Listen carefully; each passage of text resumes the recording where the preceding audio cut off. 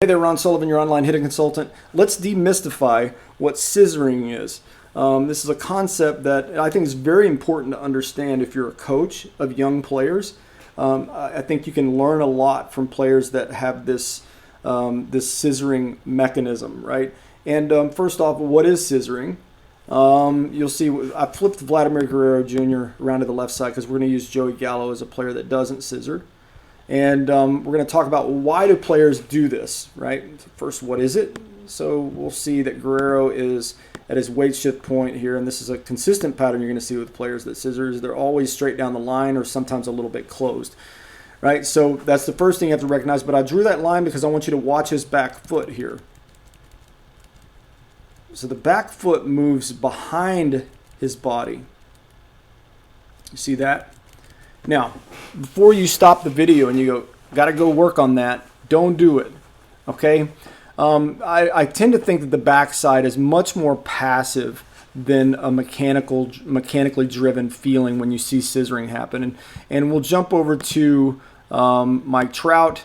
You'll see him do it. Ohtani, you'll see him do it. But you see how the back foot is going behind him and away from the toe line there, okay? Ohtani's not going to do it in this at bat.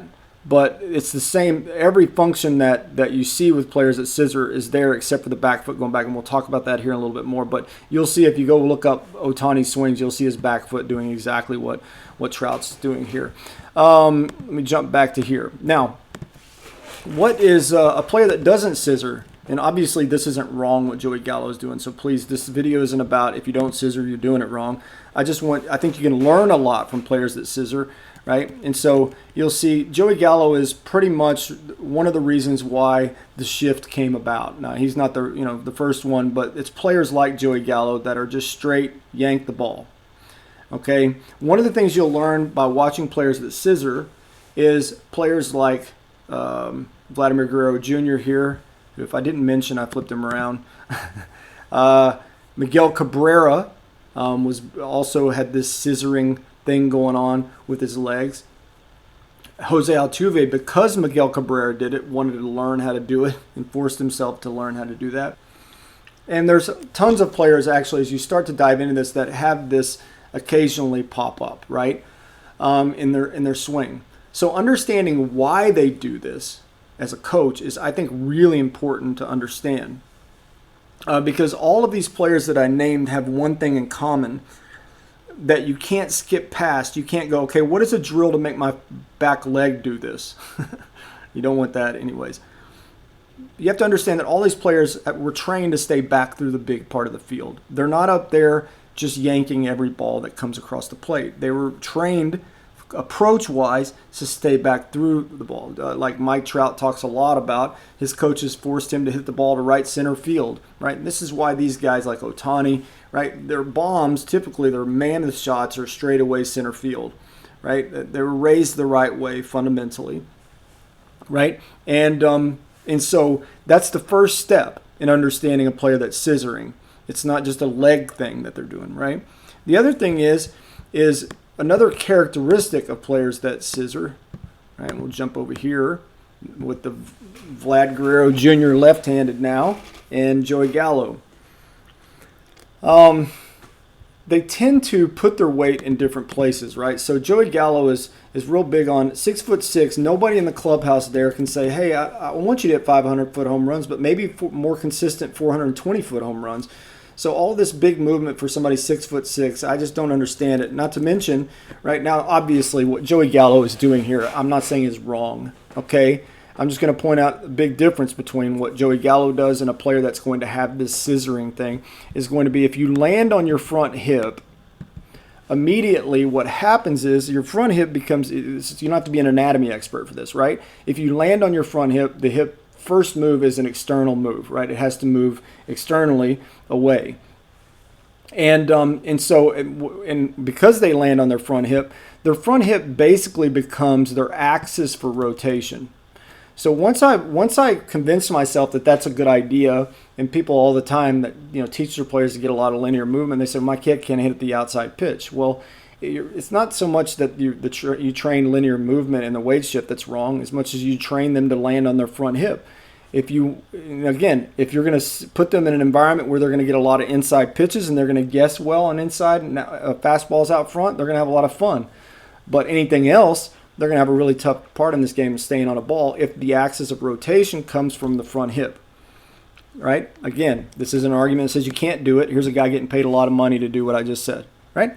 So, but to even have an idea of what scissoring is and why players do it, you first have to understand that these players are doing something fundamentally perfect that I think every kid needs to learn when they're learning the game. So his axis of rotation is going to come from right between his feet. He's trying to set the core of his weight right there. Now, that doesn't mean that sometimes Vladimir Guerrero is not going to have more weight forward, okay? But the goal in the weight shift is not to land on the front hip. It's to put the weight right between the feet, right? This automatically encourages a player to stay on the ball. If you land on your front hip, you better hit everything way out front, and it better be inside, okay? And Joey Gallo makes a pretty good living out of that.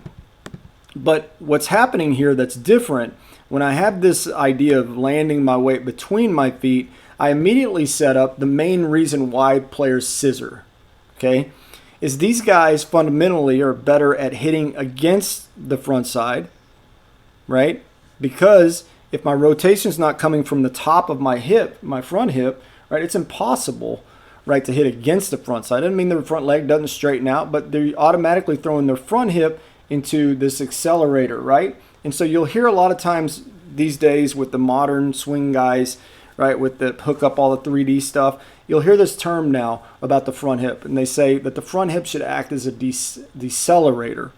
And that when you first hear that, it's kind of confusing, right? And that's how we kind of do things these days. We try to make everything into this mystic language that you have to go to 8 lessons to learn what they actually mean. For $2.99, I'll show you what all that means. So a decelerator, what they mean by that is something that's been around for years.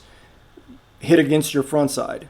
If you hit on top of your front side, if you use your front hip as a rotational point, you're not going to use your front side to decelerate. You're not going to stay on as many balls. It's that simple, right? So if you have a player and you want to take the first steps, right, of understanding what does it mean to hit against the front side. And when you watch Ohtani here, to me, this is fundamentally perfect. I want you to see, because many people are about, you got to fire the hips and then the hands come through.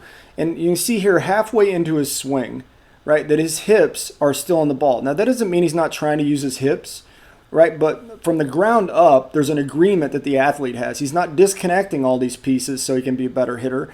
All of them are working together so he can be a more powerful hitter, more productive hitter, right? So you can see his belt buckle right across the plate at this point, right? Now, I don't have that as a goal for players. I don't say your belt buckle can't move. But at this sequence of the swing, if you can do that with that much swing going on, you're probably going to stay on a lot of balls. And this is why this guy hits the ball really well. And straight away, so you look at contact here. Look where his body's position is. If your belt buckle, your chest cannot at least point at the zone, right? If they have I'm not talking about right here where the ball's coming in, but I'm saying if you can at least keep it where the ball was traveling from, right, you're probably going to stay on a ball. If you have Joey Gallo's tendency where you got to turn your body out of the way, right, your belt buckle is pointing parallel, your chest is pointing parallel with the pitch ball that's coming down this line or what have you, you can hit that way, but it has to be straight pull, right? You can't get away with anything else. It has to be, I've got to yank a ball or nothing, right? So as we jump back over here, where are we at? This is, if you look at what's happening here, right, the secret to understanding scissoring is first understanding these guys use the big part of the field. They're not trying to throw barrels around the zone, right? They're staying back through balls, right? And they're hitting against. They're not on top of their front hip. They're hitting against their front hip. So I'm not going to leave you empty-handed. First, you can't make fun of me. I'm old, right? But this is a drill that I use for players that use their front hip as an axis of rotation, right? Where I'm trying to get a player to hit against the front side, they have to understand what that means, right? You don't just do this drill a little bit and go, okay, now you're fixed. In fact, I had a high school player at my shop last night, and this is the way I do business, right? Is I show them drills like this because this player spins on the front hip a little bit. For instance, a great sign of a player that uses their front hip to rotate. You put a ball on a tee and they yank a lot of balls pull side on the ground, right? That player needs to learn to use their front side to stabilize through the zone more than rotate around the zone. So that's an instant feedback for me where I go, that player obviously doesn't know how to stay back through space, right? But when I throw a drill like this, even at a high school player, I tell them this: we'll do the drill for a little while, we'll talk about it, what's important about it, and then I'll say, if the athlete doesn't understand this, and this is a high school player, man, if the athlete doesn't understand this feeling, don't use it. Because you just throw a robotic movement at kids, right, and they don't understand why you're doing it, just because you watched a YouTube video or something like that, you can go out and you can beat a drill to death, and it's not going to do anything if the kid doesn't understand why it's important. So if you can, even a 9-year-old, if you can show a 9-year-old maybe on video that they spin on their front hip or something like that, and then you show them this drill, maybe a green light in their brain will go off when they're doing this drill. But be responsible with drills. Right? Don't just do a drill because you know it'll make them look better, but they don't understand looking better is not the problem. Right? They got to understand why it's important. So this drill, I automatically put players in a kind of an uncomfortable position here, because I know from this position that just the way the anatomy is built, I can't push weight on my front hip and rotate on my front hip from this position. So I have my front foot facing the tee, basically right at the tee. It's not open. And just for this drill, I got it right at the tee, just like that. My back foot's basically pointing the same direction, but I'm more wide, or closed, we should say, this way than I am wide that way. Okay, so you can see I'm just basically straddling a batter's line. So I put the player in this position and I say, hey, I want you to try to take some swings from here. So what ends up happening for the first time for a lot of players, now it's going to be uncomfortable, right, for your player, but what ends up happening for a lot of players is for the first time in their life, they feel what it means to hit against the front side. Now, that doesn't mean instant power. It probably means for some of your players that it's an awkward feeling, right? So, but you kind of pound away at this a little bit. And then sometimes what I'll do with players from this position, and I'll start to get them to bring the back foot in, like progressively, right? But when you go in, if you're narrow this way, side to side, when you go in, you have to widen them out a little bit. Right, and we just naturally kind of keep working back to neutral, right? And then I try to encourage this feeling all along.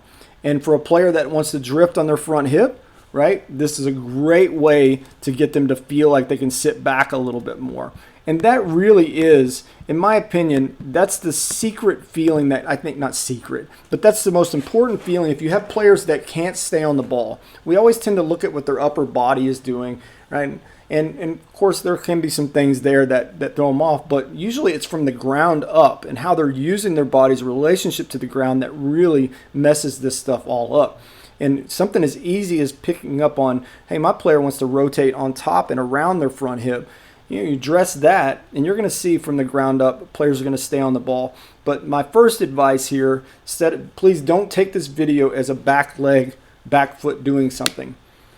Don't do that to your player, right? The back foot is passive in all of these swings. Nobody on this field is trying to do anything with their back foot or their back leg or their back knee or anything like that, right? Their backside is responding to them putting themselves against their front side, right? And I think that if you just focus on this fundamentally with your kiddos, right, you're going to raise a player that's going to know what it means to stay through the field. They're going to have a body that's going to want to stay on the ball because I'm hitting against it, not around it. Ron Sullivan, your online hitting consultant. Thanks.